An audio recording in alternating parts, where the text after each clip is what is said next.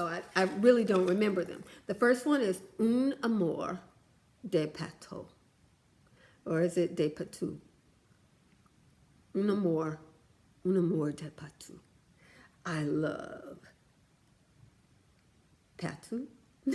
And this is Jean Patou, even though in English it would be Jean, but I believe that is how you spell John in French. I took French a long time ago, but that's a funny story. When I was taking French, I made a bestie of a person who was a child prodigy. She was 11 years old. She was quite short. She was an Indian lady and extremely smart. She studied meticulously in our French class, sat right in front of me, and I could always see her test, you know, because I was much taller than her. So I cheated off of her, and we took French for years. And then one day, she knew it. She knew. In fact, we would do assignments in class where the teacher would ask us a question in French, and we were supposed to give the answers, and she would whisper the answer to me, you know, because I was her bestie. You know, I was wrong for being a 15-year-old and treating a child like that. But, you know, she was my first international friend in life.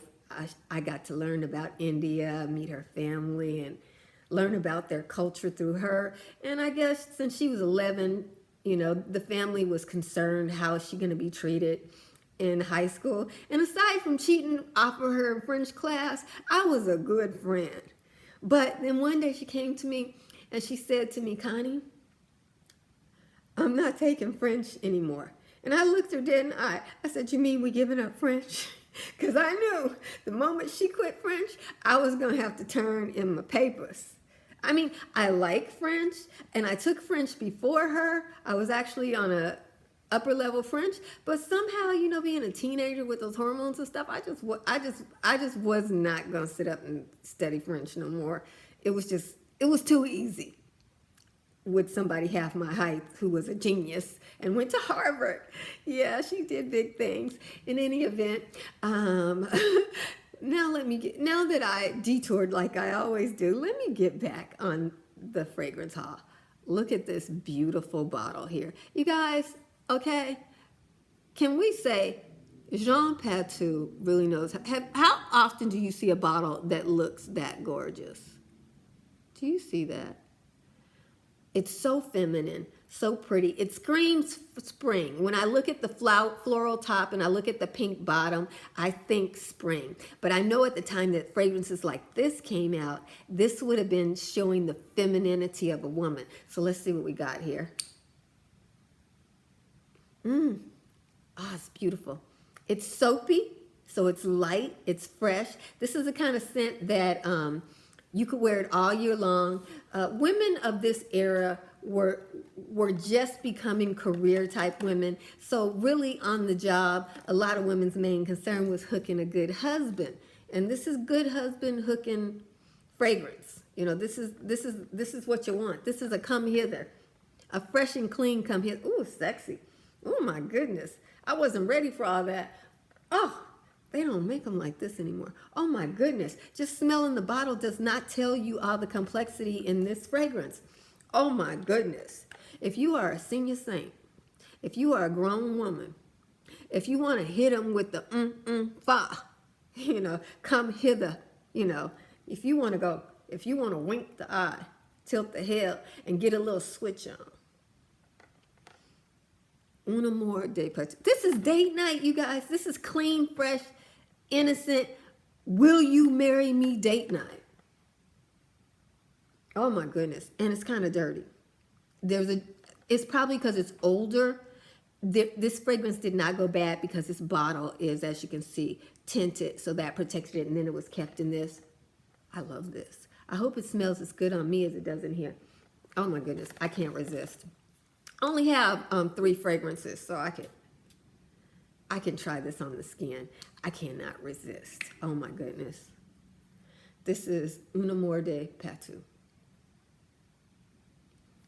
Now, it's funny. When I sprayed the bottle, I smell the animalistic notes. I think at the time this fragrance was out, they did use animal products like musk and stuff, the real deal.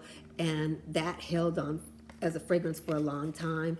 And there's definitely some woody notes in here, but the fresh notes are still in here, guys.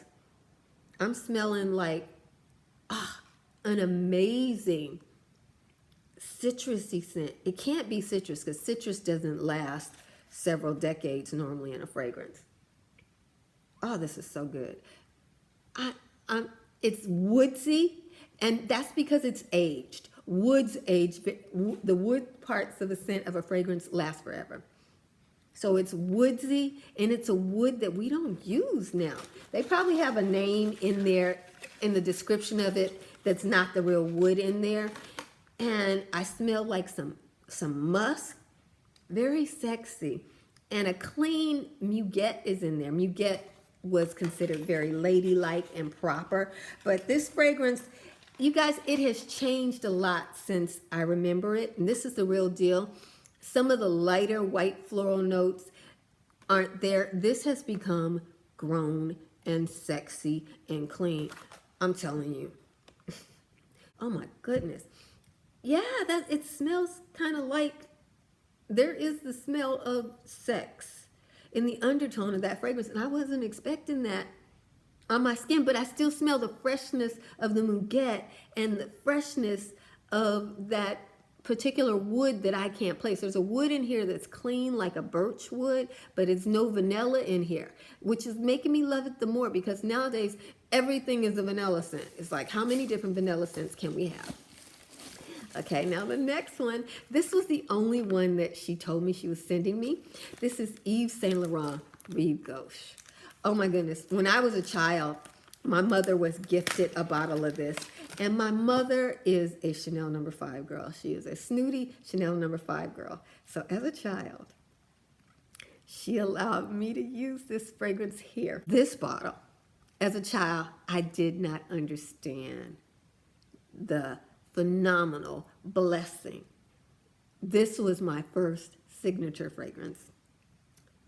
I'm sorry, my second. My first was Used To. I wore my grandmother's Used To, and I still wear Used To. This is a blessing. Look at this bottle, first of all. Can you imagine going into a perfume store in the 70s and everybody is getting these girly bottles, these crystal bottles. You got bottles with Lalique crystal bottles, Baccarat bottles, and then you come across this right here, this aluminum thing that's like, it just roars 60s. The design of it is 60s, and in my heart, I love the 60s. So I love the sleek modernness of it. Even today, this is sleek and modern. It would match with anybody's decor. It's just so gorgeous. And the colors, this blue, is just so feminine and pretty, but it's masculine and modern enough to not be in a girly girl's house. I know this fragrance. This was the original clean girls working fragrance. This is not a sex kitten. This is I took a shower, I mean business, I'm going to work. That's what it is. And the bottle says that. This is burn your bra, I want equal pay. Madam President kind of thing. And it's just, oh my goodness. This to me is the best fragrance from Yves Saint Laurent. When I think of this fragrance, if I were to pick a spokesmodel for it, and she probably doesn't even wear fragrance because Gloria Steinem, and I'm probably mispronouncing her name because I'm not from her era, but as a child, she was always pushing women's rights issues, and she was there for us and making sure we had opportunities and everything. And this is a fragrance that, in my mind, would speak to somebody like her. So let's see what we got. It smells like the cleanest bar soap clean. Fresh and clean and lasts all day. It's stronger than bar soap, but the smell is designed to mimic, this was back in the day when men were using soap on a rope and people liked their soap to have a little bit of to it. Women were using soaps, French mill soaps and all that kind of thing. Well, this ain't your mama's fragrance. This is the Boss Ladies fragrance right here. Oh, I love that. This is my fragrance, and I haven't had it in years because I couldn't find a bottle that had the old scent in it. Never goes bad. Nothing in here ever goes bad, and it's just the best. If you want an old-fashioned soapy last all day, find yourself a bottle of vintage Yves Ghost. Look at this. I mean, can you not tell this is vintage? This takes me back. This is back when fragrance was, you were finding your signature scent and you stuck with it. And the Yves Ghost is one of my signature scents, along with used to. And this is a new one for me. This is Dior Essence. I love all things Dior, old, new, middle road. I am a Dior fiend. Love Dior fragrances. They just hit me in my special place. Poison. Oh my goodness, you guys. Come on now. Can we, Dior Addict, a newer one. Yes, honey. Yes. Yes. And look at their take on it. This is the 70s. You guys, if you see in the 70s, this was what women were doing. They were showing that they were more masculine. They were showing that they could make their own money, pay their own bills. And there was a fragrance that came out called Anjali. I can take home the bacon, fry it up in a pan, and never ever let you forget you're a man, Anjali. That's what women were about. We were about doing everything. I wasn't a woman then, but still, I was a very impressionable, young-minded child who, from that era, took that I could do it all. And fragrances wanted to show you could do it all. You can see this is very sophisticated, phallic symbol, power symbol, statement center. Look at that. And these, at the time, these are refillable. So you buy this packaging one time, and then from then on, you would just buy the refill and save money. That was something that was done back then because you're buying a signature scent, which means you're going to use your one fragrance all the time, and these were worn to work. Let's see what this one is like. This, again, was considered a light fragrance at the time, but you guys, when a fragrance is 40, 50 years old, 60 years old, perhaps, it matures and it doesn't smell. Some of the notes become stronger. The incense notes, the oriental notes become stronger. This is a straight incense bomb now, and it's still soft and pretty.